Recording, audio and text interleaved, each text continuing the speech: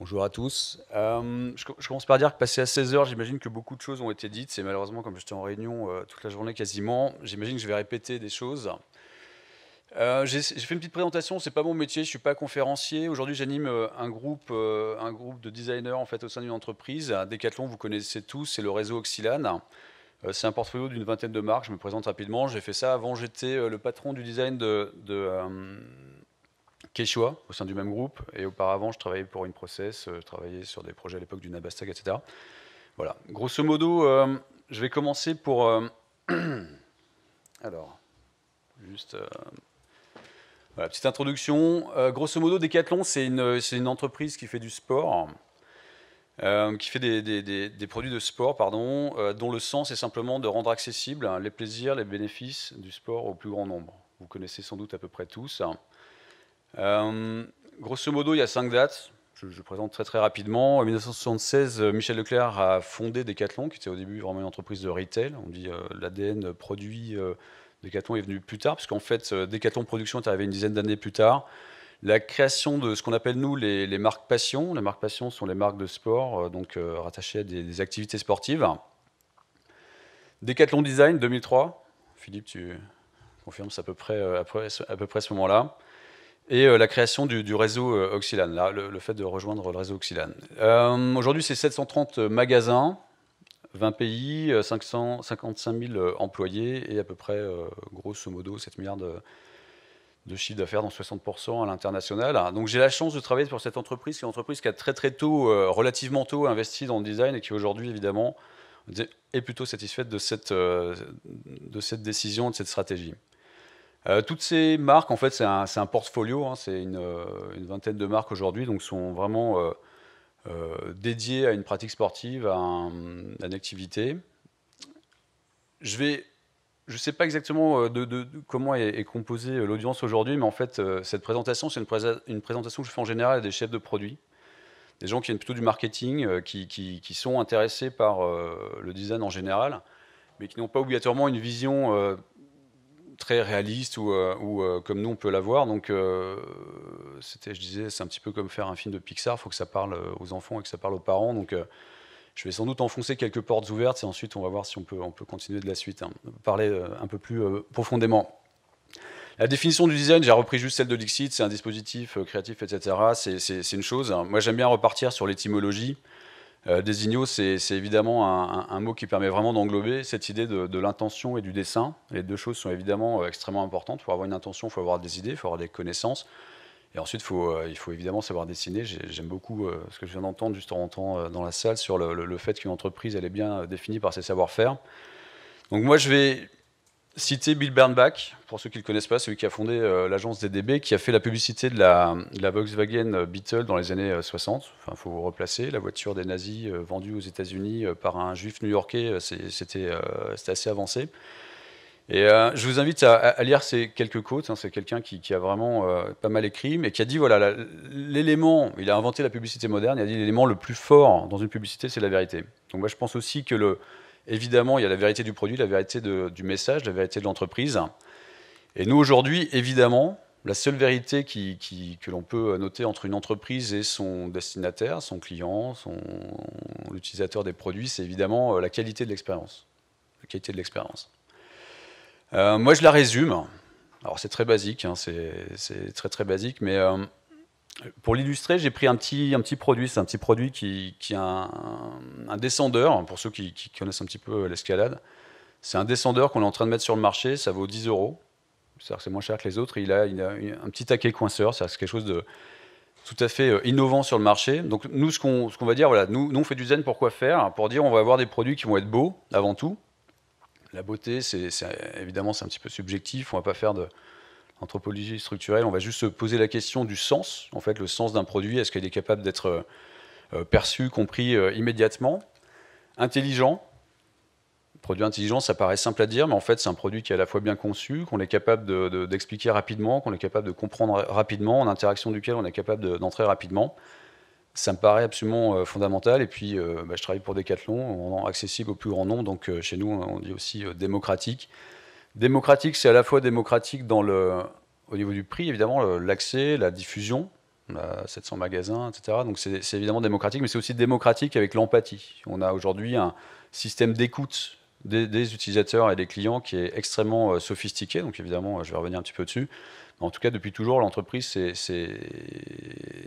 c'est le poids d'une bonne relation client. Et je pense qu'aujourd'hui, on dit la force de notre entreprise, c'est la qualité de ses produits, sans doute, et aussi la qualité de son accueil et ce qu'on arrive à avoir en magasin. Alors, est-ce que tout ça, c'est important? Je pense que vous connaissez tous le design ladder. Encore une fois, je reviens un peu sur des fondamentaux, mais en tout cas, est-ce que le design, c'est important pour une entreprise? Alors, en fait, on peut s'en passer. On peut s'en passer dans un système non concurrentiel, système d'équipement, premier équipement, pays en voie de développement, lendemain de la guerre, keynésianisme, etc. On peut s'en passer. Puis après, on va ramener une couche de style. Bon, je sais que le Wim tuerait si je disais que c'est du style, mais en tout cas, on va dire qu'on est obligé de se différencier, on va le faire plutôt par quelque chose de très visible. Ensuite, le style, la conception et l'invention de nouveaux modèles vient évidemment par le design structurel, et puis après, on arrive sur du design stratégique. Enfin voilà, ça c'est ce que vous connaissez. Moi, j'avais envie de rajouter une petite marche à cette échelle. Et je pense qu'aujourd'hui, on est dans des marques que je qualifierais de sociales. En fait, c'est les marques aujourd'hui qui créent un vrai lien avec les clients, puis les usagers. Ce sont des marques qui deviennent des marques sociales, ce sont des marques qui viennent avoir un impact. J'ai le sentiment que Decathlon fait aussi partie de ces entreprises. Je pense que les filiations entre Ikea et Decathlon peuvent être notées. En tout cas, aujourd'hui, on peut changer la vie des gens. Je reviens d'Inde où j'étais il y a quelques semaines, et quand je vois l'arrivée de ces magasins et l'engouement que ça provoque auprès d'une population qui a soit des produits vraiment pas chers, mais de très très mauvaise qualité, ou des produits extrêmement exclusifs, donc réservés à une petite élite, quand on arrive là-bas, on crée une envie qui devient quasiment un phénomène social, et c'est évidemment extrêmement excitant. Alors pour expliquer ce que c'est qu'une expérience, j'ai un petit synoptique. Un jour, j'avais fait ça sur un paperboard, et Anna Sanzo, qui est plus là, m'avait dit « Tiens, c'est pas mal ton petit truc », donc je le partage rapidement. En fait, pour faire une expérience, il faut quoi? Il faut déjà être sûr de son pourquoi. Donc c'est là où je reprends les mots de mon prédécesseur. C'est évidemment, le why, c'est qu'est-ce que fait mon entreprise, à qui elle s'adresse, à quoi ça sert. J'ai une entreprise globale, j'ai des marques, j'ai des produits. Pourquoi faire? Évidemment, on doit se poser toutes ces questions. Donc je sais explorer, je sais comprendre un marché, je sais comprendre des attentes, des envies, des besoins d'utilisateurs, etc., etc. Ça, je parlais de contexte. Ensuite, il y a évidemment toutes les compétences. Il y a de la R&D, on connaît, alors chez nous en tout cas, c'est le corps humain, la matière, et puis la connaissance aussi industrielle. Et ensuite, il y a ces designers qui viennent un peu jouer avec tout ça, qui ont des compétences, alors très rapidement, créativité, ergologie, égologie, et qui savent dessiner. Et en fait, une fois qu'on prend tout ça, c'est un champ extrêmement complexe, évidemment, parce qu'on parle de marché, on parle de technologie, on parle d'un champ qui est extrêmement à la fois complexe, holistique, et qu'on ne peut pas résumer. En fait, toute la magie du design, c'est de passer à... On m'a souvent dit d'enlever ce mot magique, parce qu'il peut faire peur, et moi je pense que justement, il faut le revendiquer. On a une magie, on a une capacité à transformer toutes ces choses et ce champ très très complexe en quelque chose de très très simple, un concept. Un concept, s'il ne se formule pas en une phrase, c'est qu'a priori il n'est pas bon, parce qu'il faut être capable de l'expliquer. Des formes, des matières, des couleurs, des finitions. On peut éventuellement changer le wording, mais en tout cas dans le principe, on ne pourra pas changer ça. C'est-à-dire qu'on passe de la gauche de quelque chose d'extrêmement complexe, extrêmement complet, qui touche à l'humain, qui touche au comportement, etc. Et on arrive à un moment, et c'est bien notre rôle, à la formalisation. Si je simplifie, parce que c'est un petit peu austère, si je simplifie, c'est pour faire vraiment du design, je vais explorer, évidemment. Explorer, c'est à la fois explorer et comprendre, c'est l'empathie, c'est être capable aussi de checker un peu son esprit. Je vais créer, puis je vais faire. Je vais parler un tout petit peu de Decathlon Design en quelques... Bon, c'est 175 designers. Chez nous, il y a à peu près moitié, retenez, à peu près une moitié qui travaille sur vraiment du produit hard tel qu'on l'entend, des sacs à dos, des vélos, etc. Et puis la moitié qui fait aussi du textile. On a beaucoup de design textile chez nous, qui travaille avec 250 ingénieurs. Il y a aussi 200 chefs de produits, etc. etc. Et on a à peu près 35 personnes en R&D sur ce que je viens de décrire. Et un design hub, donc une structure transversale que j'anime aujourd'hui, qui est mon outil qui permet à la fois de faire le lien entre direction générale, les équipes, etc., et les 20 marques dont je vous ai parlé tout à l'heure. L'intégration du design, dans un schéma classique, mais je pense que ça vous l'avez déjà eu plusieurs fois aujourd'hui, mais c'est absolument fondamental. Dans un schéma classique, on a une sorte de taylorisme absolument rétrograde et pas très productif qui est quelqu'un va venir, va faire un brief, va le donner à un designer qui va faire un petit dessin, l'ingénieur va dire ton truc c'est infaisable, le designer va répondre mais toi tu sais rien faire. Enfin, je pense que tout le monde connaît à peu près le système. Et nous, en fait, la promotion, et moi, l'essentiel de mon job aujourd'hui, c'est d'arriver à ce principe de Cloud Office. Le Cloud Office, c'est le fait de mettre le produit, le projet au milieu. Le projet est vraiment ce qui compte. Je suis en train d'expliquer chez Decathlon qu'on doit revendre toutes les tables. Parce que si on n'est pas dans un atelier, dans un magasin ou sur un lieu de pratique ou dans une usine, en gros, on ne travaille pas. On fait de la messagerie, on se rassure le soir, tiens, je suis à zéro. Moi, c'est pas une blague, je dois avoir 15 000 messages non très... Enfin, mais au moins, on essaye d'aller faire des choses. Et en fait, pour animer ce Cloud Office, donc mettre ensemble autour de la table tous ces métiers-là, évidemment, ça ne se fait pas de façon linéaire, on ne passe pas tous 6 mois, 1 an autour de la table. Par contre, il y a évidemment l'objet, qui est l'objet et la finalité, et il y a aussi l'accompagnement des métiers. Je disais, une de mes victoires, enfin en tout cas un des éléments dans lesquels j'ai plus de fierté récemment, c'est qu'on est en train de changer les fiches de métiers, des métiers du marketing, de chez nous on appelle ça un chef de produit, quelqu'un qui connaît l'offre, pour dire, ton lancement, c'est la moitié de ton projet. Et tout ce que tu vas faire en amont de ce lancement, tu le fais avec ton designer, ton ingénieur, le gars qui s'occupe de la com, y compris un production leader qui est quelqu'un qui aujourd'hui est très près de l'industrie, qui va être capable de t'alimenter dans ta réflexion sur ton produit. Inutile de dire que c'est à la fois quelque chose qui peut nous paraître complètement naturel, qui ne faisait pas partie des habitudes, en tout cas des schémas de pensée, et aujourd'hui c'est en train d'arriver, et c'est quelque chose de plus en plus...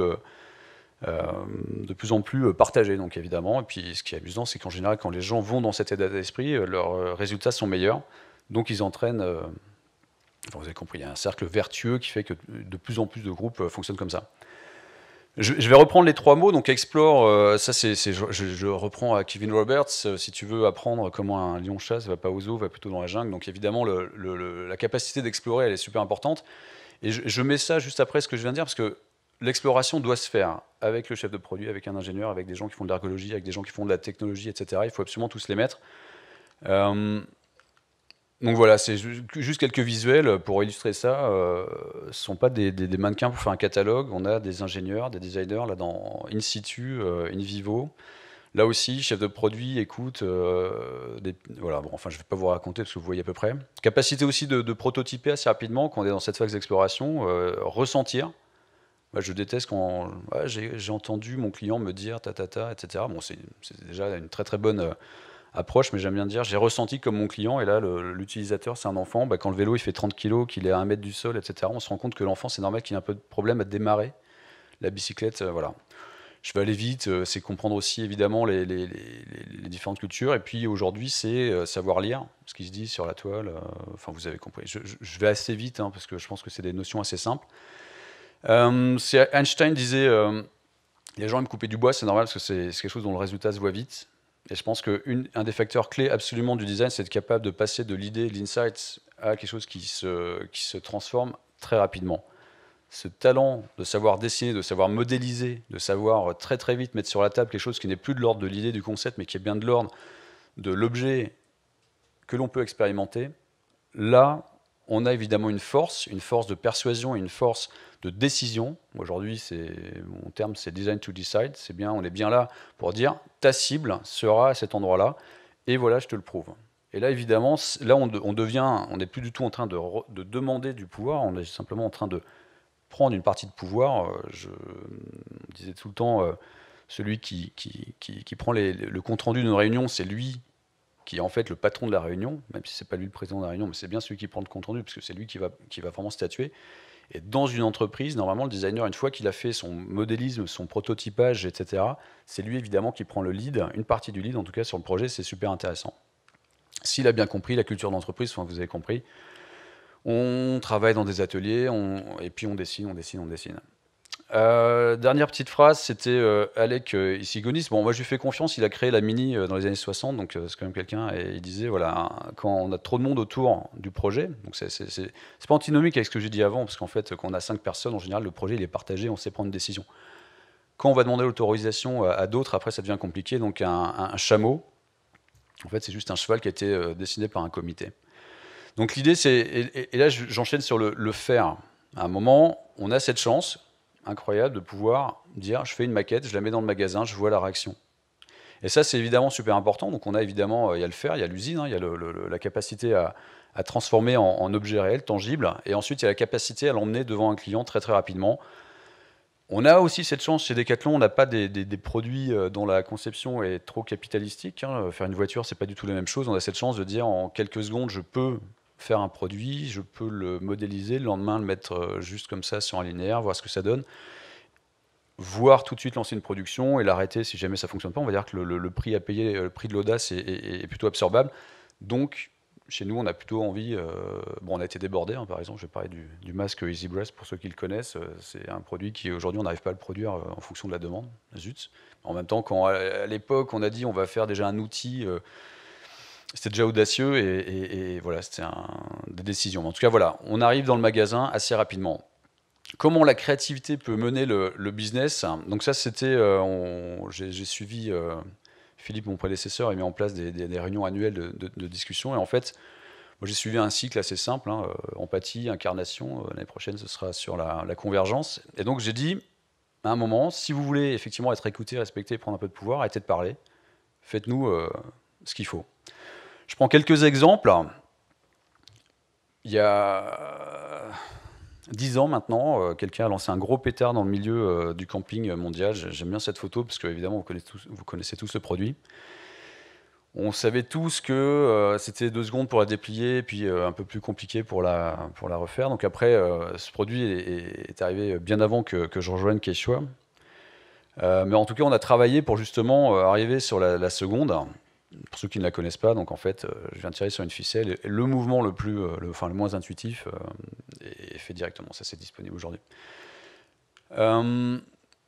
En fait, cette idée d'instantanéité, cette idée de promesse, ce vélo, en fait, il est intéressant. Moi, je trouve qu'il a plutôt une bonne tête et il s'utilise assez facilement. Et puis, c'est un des produits qui nous a permis de vraiment modéliser ce que je racontais sur le groupe projet.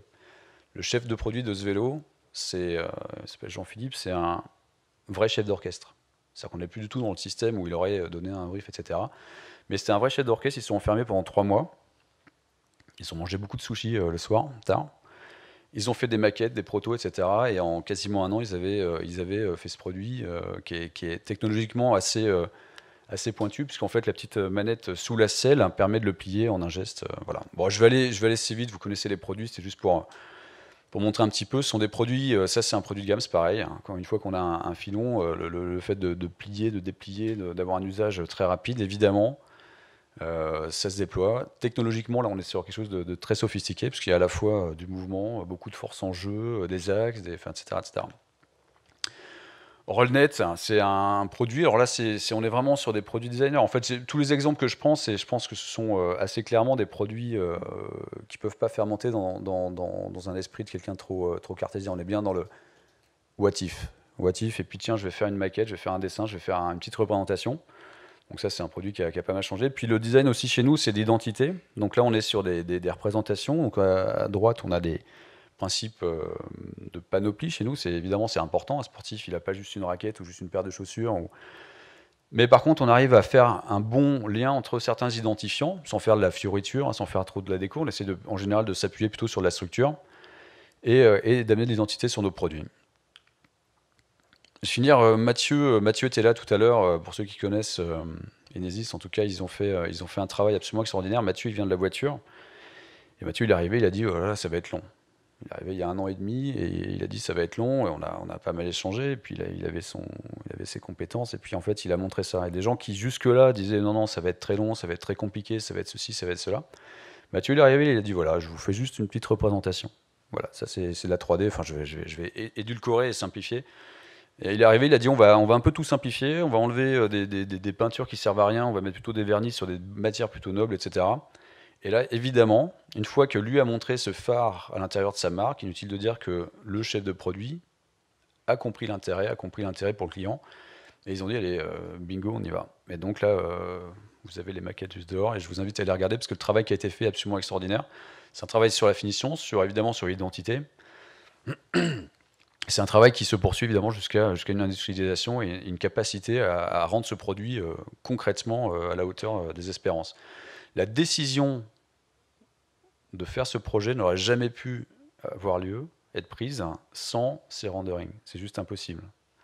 Le temps qu'il a fallu pour mettre sur le marché, c'est à peu près 1 an. Et aujourd'hui, ce produit vient de sortir. Les perfs échos sont absolument colossales. Je continue avec Simon, l'identité. Même un guide de haute montagne n'a pas envie de ressembler à un sac à patates quand il est dans cette position, en fait. Ça, c'est un des fondamentaux. Moi, je vais pas vendre la mèche, mais j'ai entendu parfois les chefs de produits, oui, c'est pas très beau, mais c'est pas grave, c'est pendant l'usage, et puis c'est pas cher.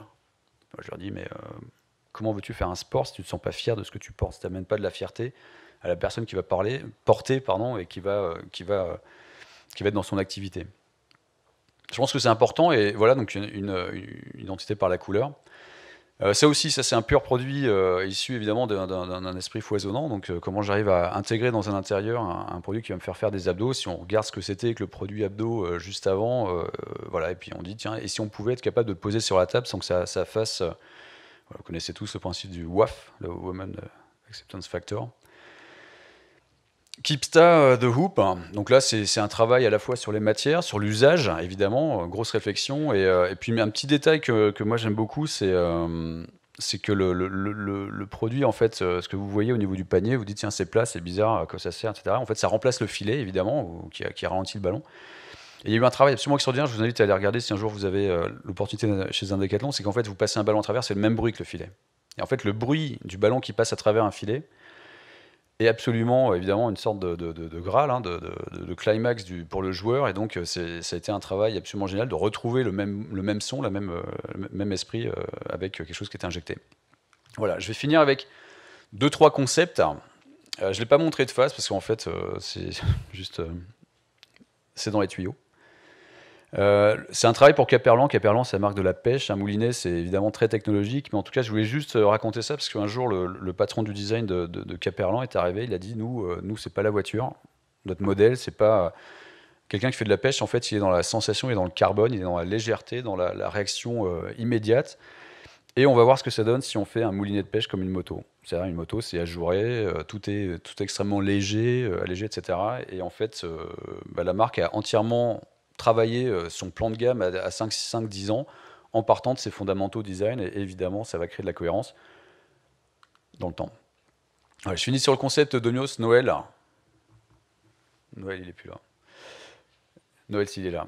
Noël était chez nous, là, il nous a quittés, mais Noël avait fait ce projet, en fait. On a dit, voilà, faire un design langage, faire une plateforme, une architecture de design pour avoir une identité, c'est quelque chose qui est long, c'est quelque chose qui est complexe.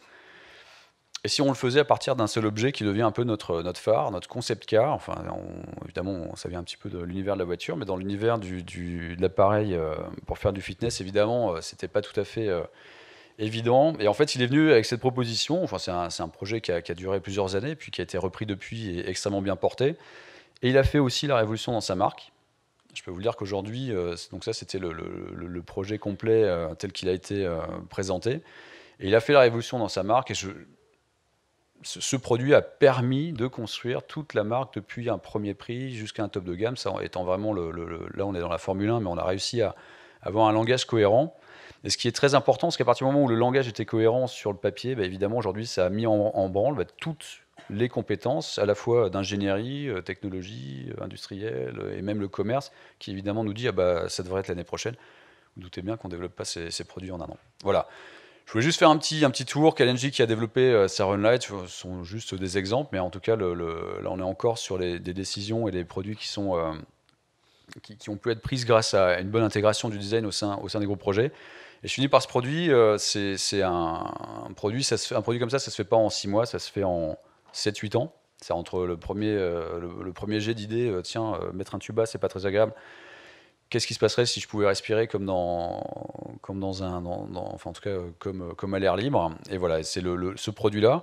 Donc c'est ce que je disais tout à l'heure, on est un peu victime du succès parce on pensait en vendre quelques milliers, et puis en fait aujourd'hui, il paraît qu'il se revend sur Amazon, parce en tout cas c'est un produit absolument extraordinaire, dont l'expérience, et en tout cas on va permettre à des gens qui n'aiment pas le tuba ou qui n'ont jamais vu sous l'eau, on va leur permettre d'avoir une expérience absolument extraordinaire, en sécurité évidemment, et puis avec un objet qui est plutôt agréable apporter une fois passé le premier aspect, parce qu'évidemment c'est très impactant.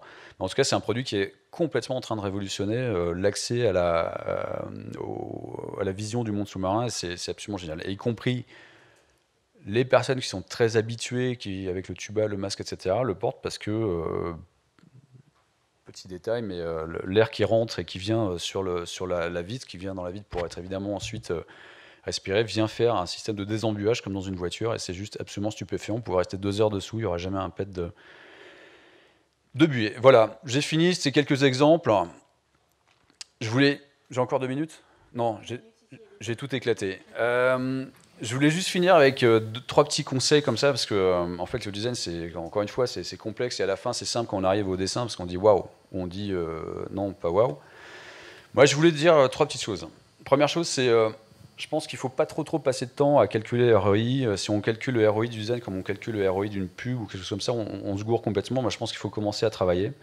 Parce qu'aujourd'hui, de toute façon, on le voit, il suffit de voir les entreprises aujourd'hui qui sont performantes sur le marché. On n'a plus aucune qui ne fait plus appel au design, c'est fini. On n'est plus du tout dans un système non concurrentiel, etc. Donc il ne faut pas se poser de questions. Depuis le début de la journée, j'ai passé un excellent moment à voir les agences qui présentaient leur travail. Et à chaque fois, on parle de ça. C'est-à-dire que les entreprises qui aujourd'hui ont compris l'intérêt sont en train de progresser, évidemment. Et si jamais c'est toujours pas convaincant et ma conviction n'est pas suffisante, posez-vous juste la question, est-ce que vous pouvez vendre un produit moche, un produit stupide et un produit trop cher? Voilà, posez-vous cette question. Posez la question, évidemment, au DAF, tout ça, allez-y, au CEO, voilà. Deuxième type, pour avoir un bon design, il faut être impliqué. Le ROI, c'est pas le retour sur l'investissement, c'est le retour sur l'implication. Si un patron de marque n'est pas impliqué dans la stratégie, ça ne sert à rien, ça ne marchera pas. Si le patron du marketing ne comprend pas à quoi ça va servir, ça ne fonctionnera pas. Soyez impliqué, comme Bob Lutz qui allait essayer les voitures tous les vendredis, etc. Un patron d'entreprise doit descendre, aller voir les produits et évidemment défendre toutes ses stratégies.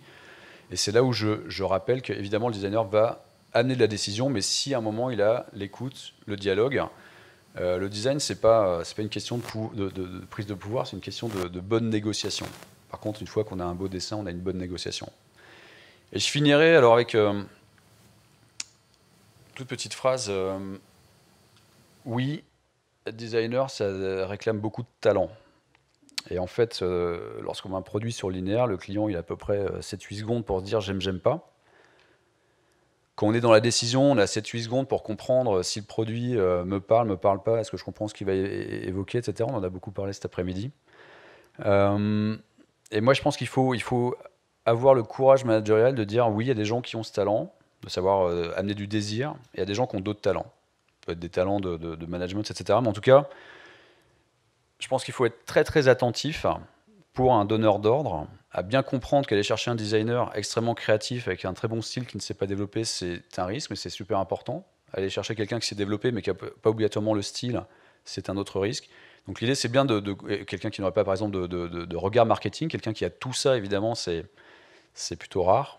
Mais en tout cas, être capable de bien manager les talents pour avoir bien ce spectre complet, c'est-à-dire une bonne compréhension des marchés, des problématiques, c'est planification stratégique, être capable de dessiner, de donner envie avec un coup de crayon, et être capable derrière de l'industrialiser pour que le produit terminé ne soit pas décevant par rapport à la cible. Voilà, c'est mon troisième type, mais en tout cas, ayez les mains moites quand vous allez travailler avec un designer par le désir qu'il suscite avec les dessins qu'il va vous montrer. C'était mon troisième, je vous remercie. Merci beaucoup. Merci. Est-ce qu'il y a des questions à Paris? Rapidement, mais est-ce qu'il y a quand même des questions à poser?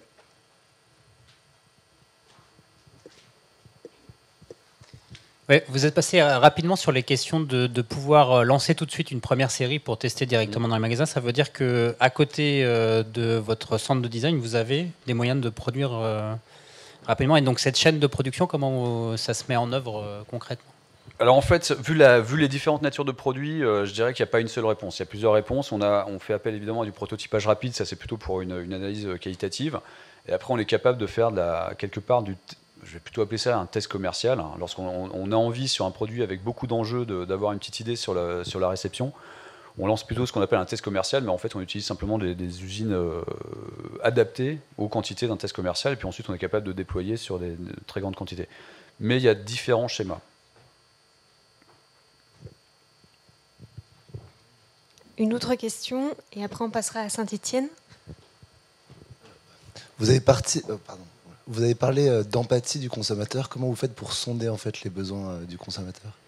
Alors en fait, il y a beaucoup de facettes. La première, c'est qu'on est une entreprise dans laquelle à peu près tous les collaborateurs sont eux-mêmes pratiquants sportifs, comprennent à peu près les besoins, les enjeux du milieu du sport.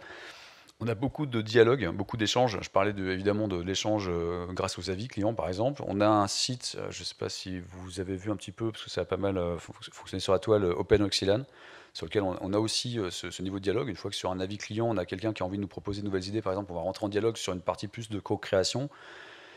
On observe sur le terrain, on participe. Enfin voilà, bon, le designer, je pense qu'il a plutôt la capacité à une empathie assez naturelle, ce qui n'est pas obligatoirement le cas d'autres profils. Je dirais, on n'a pas obligatoirement une analyse scientifique poussée aujourd'hui. On a une très très bonne connaissance du corps humain, un peu moins sur la partie comportementale. Par contre, on essaye d'être au quotidien avec les clients pour ressentir tous leurs messages cachés, quoi. Enfin, aller chercher vraiment quels sont leurs besoins, leurs attentes, avant même qu'ils les formulent. Pour l'instant, encore une fois, on n'est pas dans une analyse très scientifique, plutôt de ressenti.